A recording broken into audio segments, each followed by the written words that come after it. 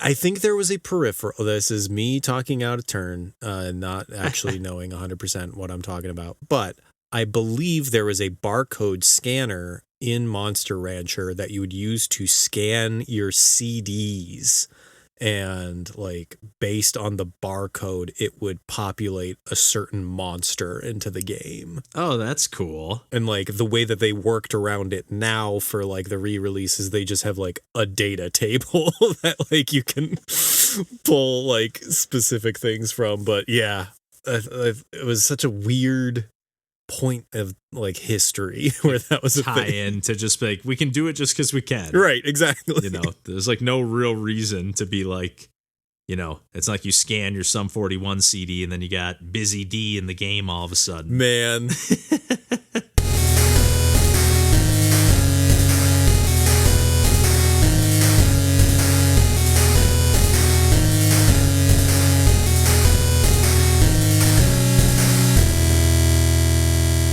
Hey everybody, welcome to Pursuing Pixels. My name's Kevin Portelli and I'm here tonight with John Hines. Hey there.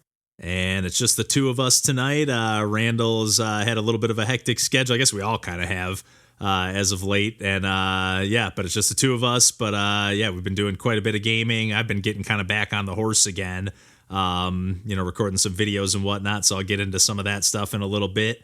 But why don't we start off with you, John, with a little bit of an update from, I think, what you talked about last time. We did an episode proper here. Yeah. I'm continuing to play No Man's Sky and finding my own fun, finding like a million things to do, getting a little bit more of a handle on the systems, even though like I think I've mentioned it before how there's a bunch of like linguistic stuff in the games where, you know, there's the three main like faction races of aliens and you start the game knowing none of their languages, and as you like interact with them slowly, you can learn like a like word from each of them per visit. And the more that you visit, the more that like space stations you go to or planets or outposts, like that just increases the number of words you can learn. And little by little, you're starting to get like sentence structure and stuff. So even that, like not focusing on like any planetary like exploration or other parts of the gameplay, I'm just having a fun time talking to NPCs and learning a single word per interaction. So there's no shortage of stuff to do in the games. Yeah. Are you like planning on like syncing up with Mikey at all? I know like I'm kind of bummed that when Mikey first mentioned that he was playing it, I reinstalled it on my PS4, but since then I've like, you know, hooked up my PS5 and I don't think I've reinstalled it or like, you know, got it hooked up on there. But I had every intention of like, you know, trying to at least, you know, give it an earnest shot to get back into it or, you know, figure out the mechanics and potentially sync up with him or you guys. But do you intend to do any like multiplayer at all? Or is it still just kind of like a solo exploration, just kind of chill out experience? For me, I think I'm mostly going to stick in the solo areas. Like there is a area that is like the multiplayer hub, and it's kind of this free roaming space station, like planetoid that you can have warp to your location at any point in the game. But it is a hub that you get quests, you get, you know, it's the MMORPG hub like area that like, you know, there are just going to be people there. And the first time that I went there and like recently, like there was just someone who just left me a present in my inventory, which wasn't even a function I knew you could do. And I was like, all right, I don't know what to do with these like 100 cookies, so I guess I'm just going to sell them and have like this giant influx of cash, which is nice to have, but it's, you know, I kind of like the grind. I like the, you know, having a small set of really like incremental goals that you work towards, where it's like, all right, I need this resource, I need to fly to this planet, but in order to fly to that planet, I need to have enough fuel to get to that solar system, or, you know, et cetera, on like increasingly like narrow goals that you're just trying to do like one at a time before you can get to your big thing. Like I've got maybe 4 ships at this point. Like 3 of them are trashed that like I found, completely broken and busted, and you need to put in so much like time and effort into rehabilitating them. And at some point I'm figuring I'm going to learn how to build my own ship that I could do it custom. But for right now, I'm still just using like a bunch of like base level parts, and I've like finally built a second multi-tool, which is your gun, like sort of apparatus. Yeah, I remember that. It took a lot of, trying to make a like Swiss Army knife before realizing that it's like, oh, I can just make a second one and have it be tailor-made to a different set of functions. So there's a little bit of learning of like, okay, what can I do versus what should I do, and how do I compartmentalize that? Because the game doesn't like cordon anything off to you. Like you can do whatever you want at any point. It's just a matter of, finding out what goals you want to accomplish and how you want to go about doing them. And, that's my type of gameplay to a T. Yeah. No, I definitely, like, when I first started playing this game way back when, I was like coming off of it. I remember at the time I was playing like a lot of Stardew Valley, and I was kind of like in my head, and the way you were describing a lot of that was almost like fitting that perfectly. I was like kind of like, this almost feels like it's like my intergalactic Stardew Valley, like not as much of like the NPC interaction and stuff, which I totally ignored in Stardew Valley anyways, but like, kind of like, okay, I need to, this is what I want to accomplish next. Okay, I need this resource. Okay, I need to get here. Obviously, it's a way bigger scale, but at the end of the day, it's like, okay, I just, in Stardew Valley, like, okay, I'm just grinding for the next, most expensive seed that's going to get me the next crop that's going to earn me the more, yield at the end of the day, and then move on from there. And you're basically just moving up an exponential curve. 100%. But something about that grind is satisfying if the aesthetics and everything, obviously with Stardew, I mean, I just love that music and that vibe and everything. And No Man's Sky definitely has its own total, vibe going on as well. Yeah, I did unlock frigates, which were an entire new like class of ship where it's, these giant like slow moving ships that you can send out on expeditions, and then they'll earn you either, a currency or resources or whatever. But like then you can also customize them so that they are their own like little like floating space stations, have the same amenities as a base. But like, they just keep adding new systems to them. Like I still haven't unlocked exocrafts, which are like, I'm assuming like small vehicles that you can ride around on the planets. So I'm still kind of, mostly moving around on foot on the planets themselves. But, it's figuring out what this game can do and what I want to do in it. Like that's the name of the game for me. Nice. I'm glad you're still at it though. And it definitely at least has me reminded to be like, I got to reinstall that on my PS5. Because in my head, I was thinking I still had it like, quote unquote, ready to go whenever I got the potential itch to play it. But I definitely don't anymore now that I have that hooked up. So need to make that happen because I think I have plenty of room to install it on there. Nice. But yeah, I guess to keep it in sort of outer space-ish, I'll talk about a couple like space shooters here that I've been playing actually on my PS5, although they're both PS4 games. I feel like I may have mentioned one of them before on the podcast, either on a Save It for the Cast or while we were talking, just amongst us. I don't think I've ever talked about it like on the podcast proper or anything, but I'll start off with Tempest 4000, which is the game I've snagged more recently and definitely haven't talked about at all at any point. But I got a physical copy of this one on PS4 for like $8 or $9. And I think I had told you before we started, I think it even ended up being the freebie in my collection of buy 4, get 1 free on that particular run to the game shop. And finally decided to fire this one up. I figured like this will be a quick install, or I don't have to like sit there and wait for it to install. Some of these PS4, PS5 games are like you pop in the disc and you're sitting there waiting for 30 minutes before you're ready to play. So I was like, okay, I know I can, fire this up real quick and get into the action. And it's almost like surprisingly primitive. Like you pop in the game and it's just like you're on the title screen and it's just like press start to switch game mode. And you can either play like survival mode or pure mode.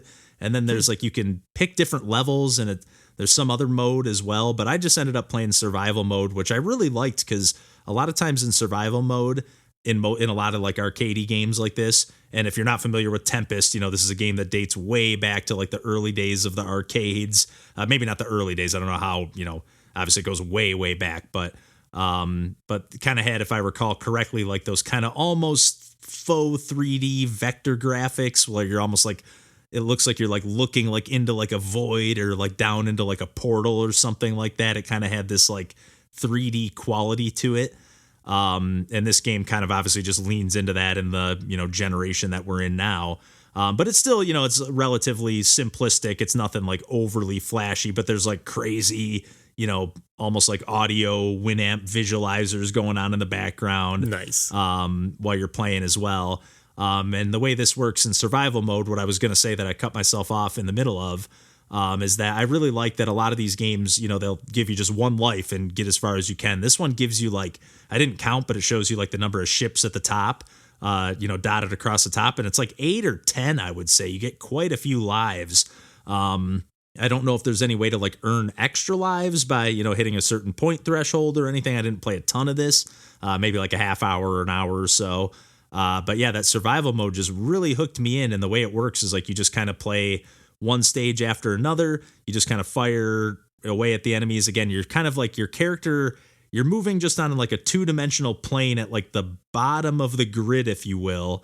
And then you're shooting, the enemies are like coming up from the center of the screen or like the vanishing point, and they're like coming up towards you. And then you have to like fire away at them and hopefully shoot them before they get to like the plane that you're on. Because if you don't, then they're basically cutting off your ability to move, to the right or left there until you pick up enough power-ups. Like usually the first power-up, I forget what order it all goes in, but there's some like basic one.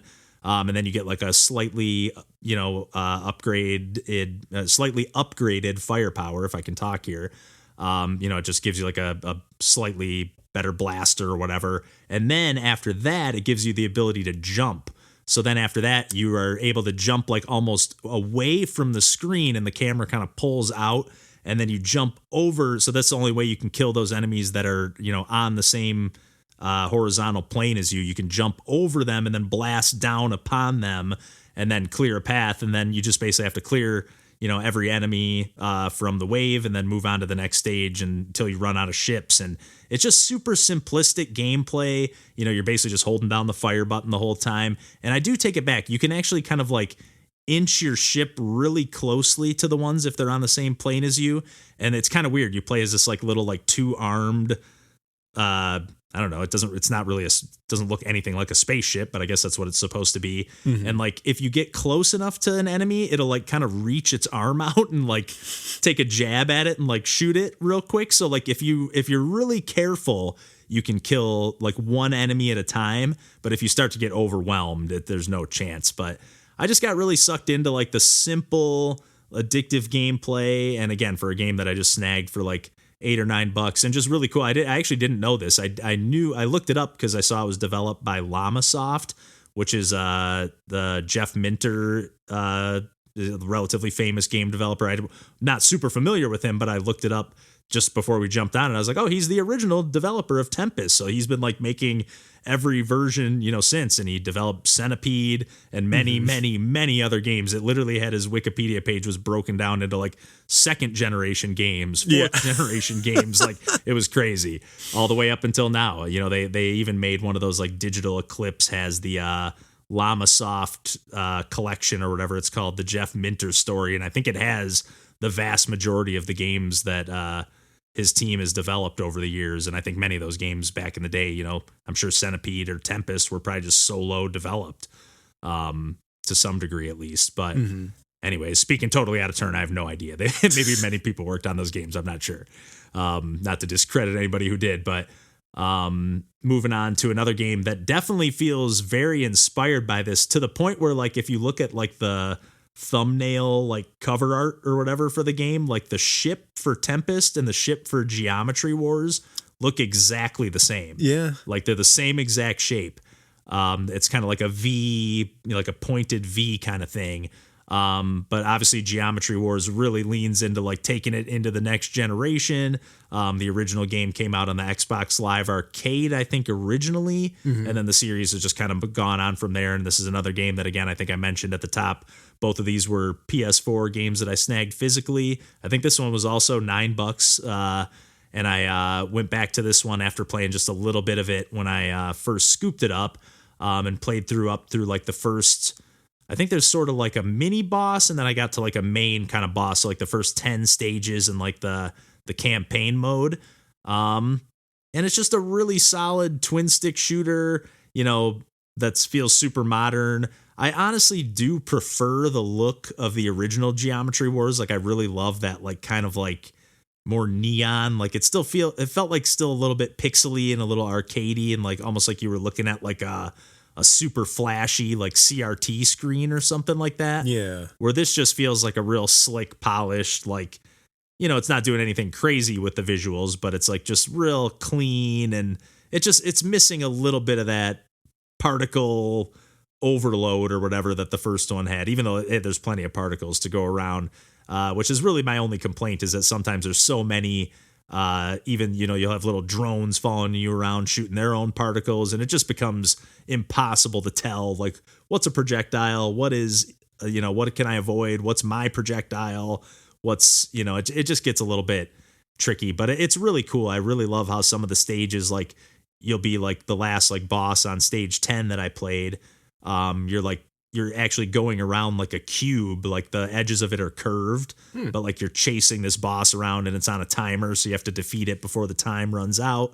And it just like, I don't know, each, at least in the campaign mode or whatever they call it, adventure mode, whatever it is, they like kind of throw each level as like kind of a new type of challenge. The first one, you got to like go through all these gates within a time limit, and that there's no firing at all. And I think this might be just because they're introducing you, to the movement. That might have been a little bit of a tutorial there as well. But there's just tons of different modes, to the point where I was like, holy shit, I just kept scrolling. Oh, there's this mode. There's this mode. But you can unlock, it's a little bit grindy. You can unlock different like bots and buy new upgrades for them and stuff like that. But I could totally see just getting hooked on this and being like, oh, I got a few minutes, 15 minutes to kill here and there.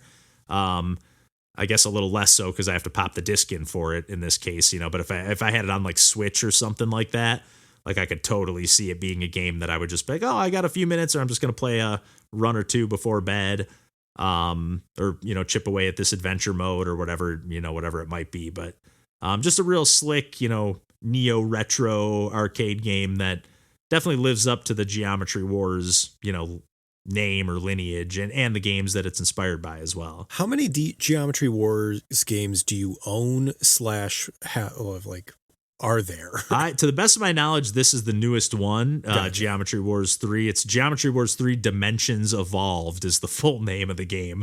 I don't know if that's like, now it's like included with all the DLC if they've released stuff like that or whatever, but I think it's just the 3. And I don't think I own any of the other ones, actually, if I'm not mistaken. No. I might have had the original one on the Xbox Live Arcade, but I think I just played like the demo of it, or it was like on the kiosks at Best Buy back when we worked there or whatever. I know I played it a decent amount, but yeah, I've never actually picked up the original or the second one. Just happened to like, again, like, oh, Geometry Wars is good, and needed to round out a buy 4, get 1 free deal. And oh, hey, this is $9 and I have a PS4 or a machine that can play PS4 games. So why not? Nice. But definitely fun stuff. If you like twin stick shooters and you like a game that definitely, packs a challenge. But the nice thing is, like, on some of the stages, like, all you have to get is like there's like a threshold on each stage, like whether it's like a point total or clear a stage within a certain time limit, but you just have to meet that criteria and like get to the 1-star ranking. And then you can like, there's like a 2 and a 3-star ranking. And I was thinking like, holy shit, this is impossible. But all you have to do is get to the 1 star, and that's like clearing the level. So gotcha. As long as you're not like a completionist perfectionist, like I used to be, with some of these games, I'm just like, okay, move on. And I'm never going to be good enough to get 3 stars on some of these stages. But if I was, come back for it later. You don't have to do it on the first go around. I used to be very much like, I'm going to beat this level and get all 3 stars before I move on to the next one. It's just like, that kind of sucks the fun out of it, and I end up never finishing the game. So Right. you know, I'm trying to break myself of that habit. Even in like Mario, don't have to get every 3 coins on, you know, on the first run before I move on. Just come back and clean them up at the end. It's kind of more fun to revisit the stages that way, anyways. You know. Yeah. But yeah, why don't I kick it over to you here, because I think that's enough arcade action for now. At least the Neo retro stuff. I got a little more arcadey stuff coming up later, but I'll kick it over to you here for a little more. I guess sort of retro throwback action in a way. I guess. Oh man. Yeah. The time marches on. So I'm playing the remastered version of Tales of Graces, which was a game I had never played because when it originally came out, it was a Japan-only Wii title in 2009, I believe.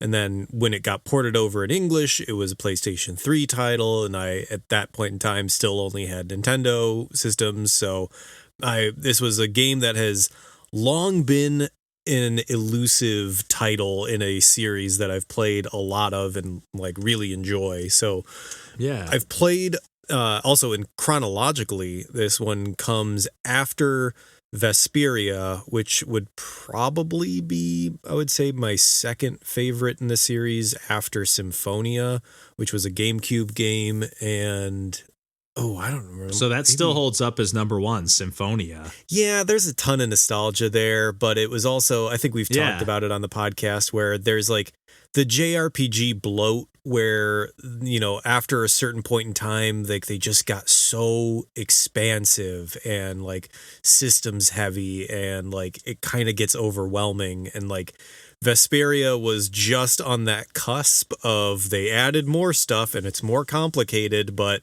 it's not too much. And Tales of Graces is just a little bit more, although it's arguable at that point. Like okay. So like, long story short, I'm really enjoying it a lot.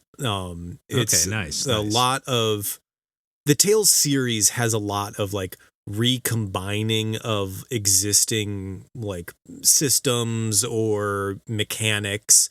So like there's stuff that's not entirely foreign to me, and you know, compared to a game like Tales of Zestiria, which I've talked about on this podcast, where that was, I believe, an Xbox 360 title. I'm not 100% sure about that, but like that one, it seemed a little bit more like experimental on the formula. Like, the interesting thing about Graces is that it feels very much of an era where they've moved away from an open world and kind of focused on just developing like hallway set pieces or corridor set pieces. So there's like, here's the path that leads you to the next like town or dungeon, and it's essentially just like a long hallway like that has, you know, a nice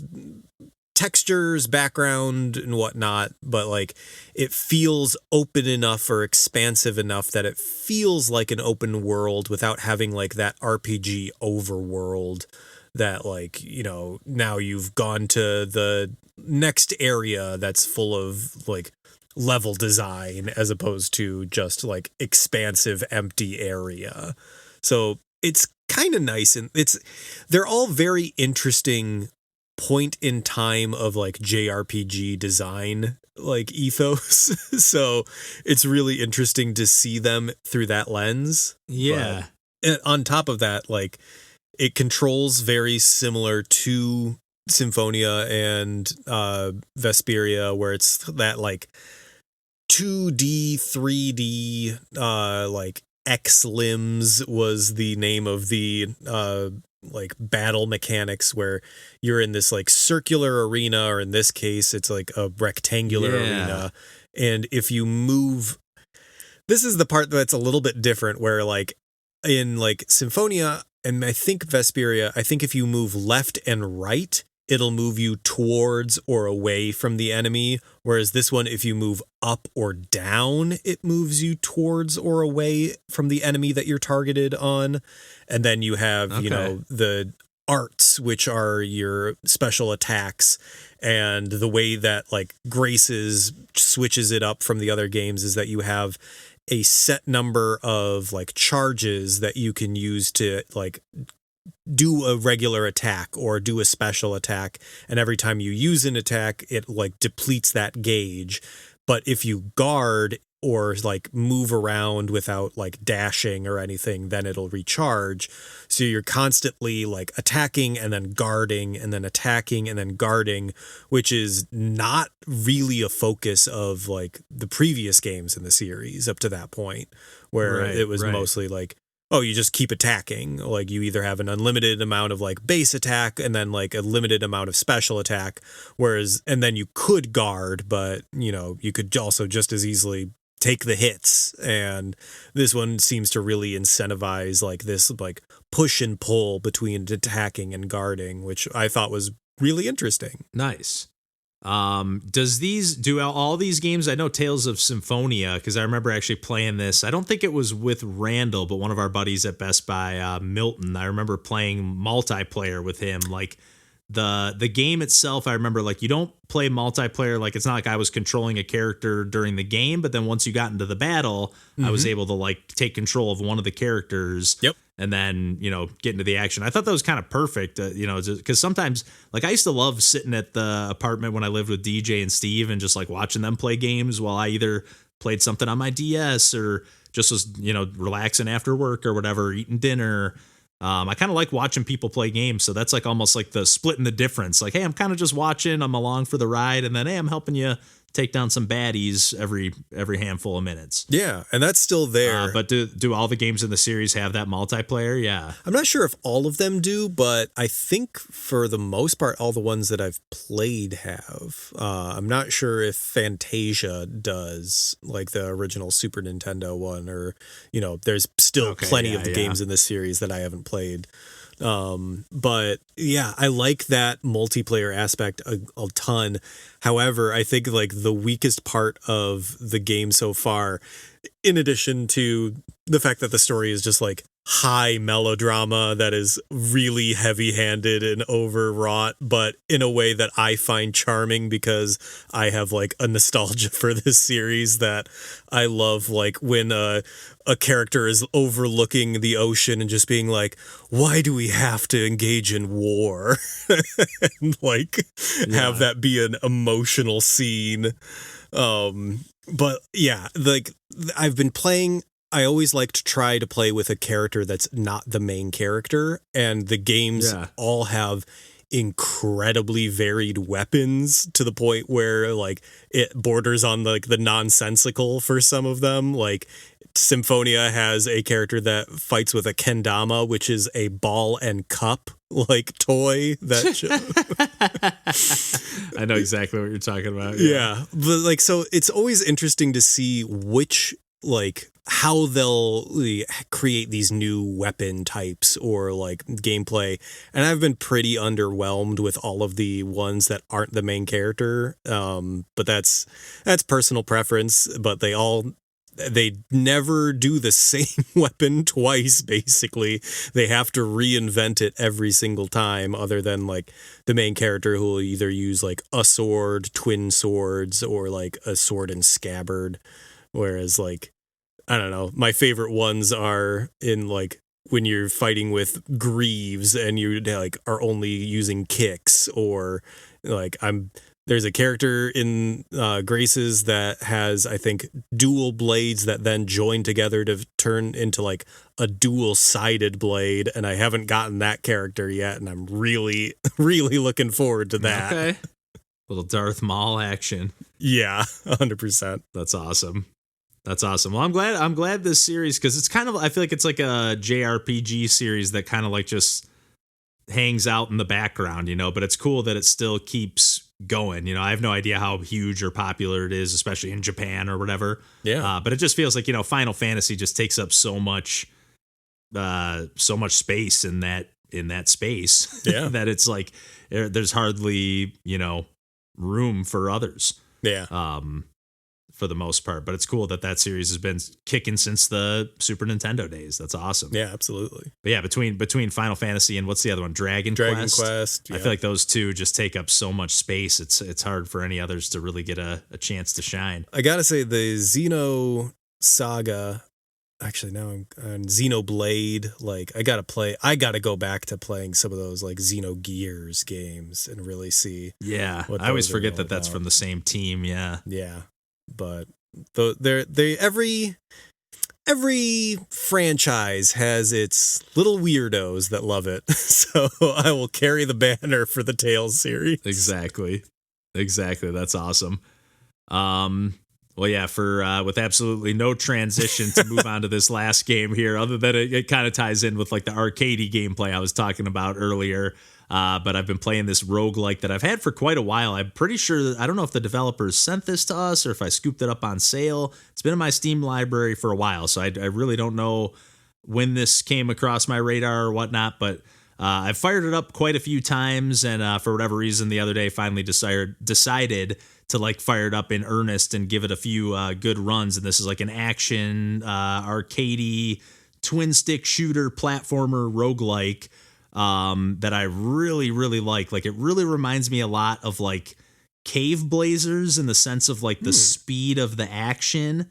But at the same time, kind of reminds me like you're not doing as much of like the carving out of the world like you would in like Steam World Dig, but it just kind of reminds me of like Steam World Dig and like the setting and you are kind of like exploring, you know, you just you're like literally, I think, digging down into an anthill. I kind of forget. I'm kind of bummed that I have not been able to figure out a way to like wipe my save file. I'm sure it's easy enough to like dive, just playing on PC. So I'm sure it's easy enough to like dive into the like actual files and just delete it. But like I remember there being the first time I played it, like an opening cartoony cutscene with mostly like kind of just still images, but it had like very much like a home movies kind of level the name of the game? Animated quality. Did I not say it yet? You did not say the name of the game. Oh my gosh. I said that. Yeah, I said the genre. Yeah. The game's called Ants Took My Eyeball. This is the perfect time to bring it up because like this little cutscene plays out and literally you're this guy that these ants like literally like rip your eyeball out in like this home movies-esque, you know, level of animation, and they take it down into their anthill. And then your character, I don't know if you get shrunk down or I can't remember exactly how this all plays out here, but nonetheless, you end up as this one-eyed character that dives down into the anthill to retrieve your other eyeball.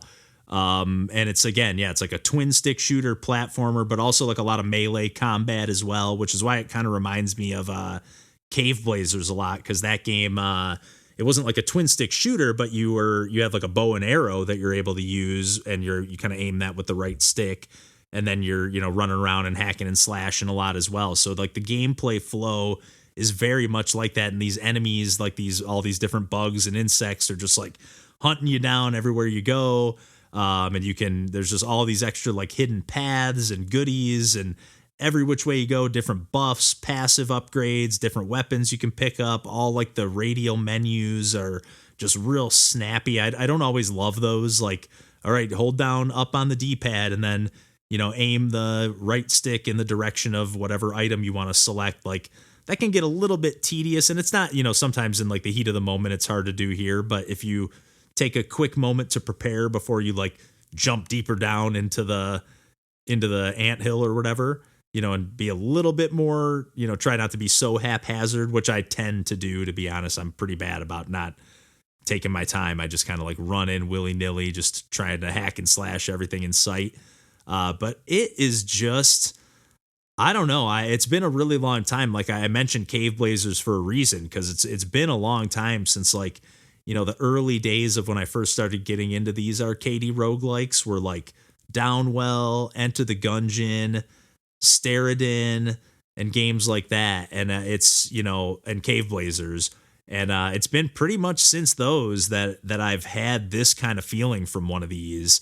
Again, and I haven't given it enough time to really give it the full sell in that regard. You know, like I've put hundreds of hours into some of those games, but that I mentioned already. But This game, honestly, if it was on my Switch and wasn't on my PC, which to the best of my knowledge, it's only on, Steam or on PC or whatever for the time being. But I would be playing this like crazy. It's just so polished. It's got great music, like really, like I accidentally, I think I pulled it up before we started recording here, and like the trailer started playing for a second, just like really like chugging, like metally guitar riffs and, but really melodic at the same time. But then it will get like, it does like a great job of like when you're in like a hub zone or in the transition, like, area between levels, where you're getting upgrades or whatever. It'll have like the same music playing, but it's kind of like muffled, like playing through like almost like an elevator music version of it, not quite, that's not the perfect, analogy, but it'll go into like a muffled, like it's playing out of like a speaker in the distance and a total different, like slightly jazzier rendition of the same melody. But it's a really, really well done game, and it's really well polished, even in the sense of like, I'm playing this on not the most powerful laptop in the world and recording video of it at the same time. And I think that's part of the reason I waited so long to put some time into this one, because I was just kind of afraid. I was like, I want to capture some footage for it, but I don't know if my computer can handle running this game and recording video at the same time. I mean, it's just pixel art, but it's just real. It's just so snappy. My computer usually has a tough time handling games like this, and it had no problem at all doing both of those things at the same time. So it's clearly really well optimized as well. Nice. But just tons of different weapons. Everything's just really fun.